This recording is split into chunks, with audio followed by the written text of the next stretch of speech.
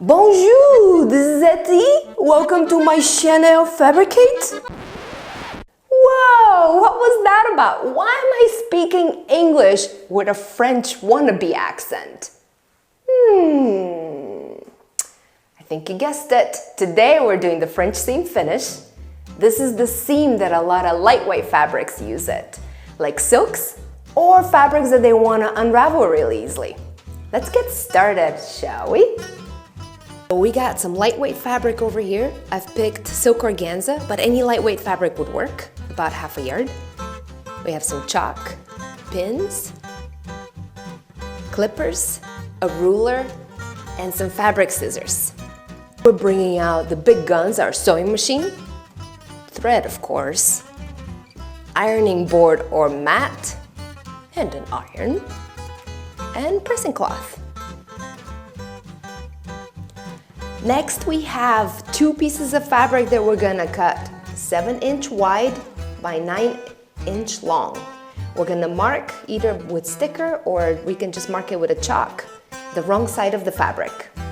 Let's start sewing. Put the wrong sides of the fabric together and sew at a 1/2 inch seam allowance. Don't forget to take out the needles like I have, because that's a big no-no. If it breaks, it could poke your eye. Also gently guide the fabric because it could stretch, so just kind of gently guide it with your fingers.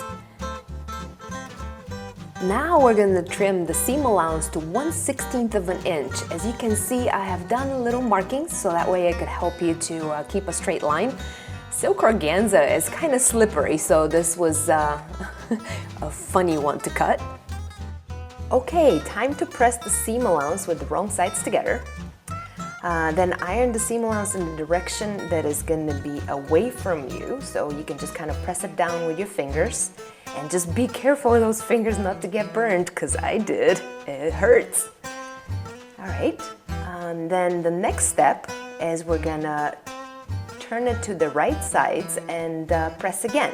The seam allowance, as you can see a little bit, is sandwiched in between the two pieces of fabric. Try the seam to be pressed as straight as possible. Our last step of sewing is to sew on the wrong side of the fabric 3/16 of an inch away from the edge, so that way we can sandwich the seam allowance into the seam. Try not to pull on fabric so it doesn't stretch. One more time we're going to press our seam after sewing, and then we're going to turn it to the right side and press with your fingers, and then again press the seam away from you like we did earlier. Silk organza is more structured, so make sure you go a couple more times before it becomes a nice and flat seam. Ooh la la! Doesn't she look pretty with her French seam finish? I hope you enjoyed our little Tour de la France lesson today. If you want to see more of me, please don't forget to subscribe and like this video.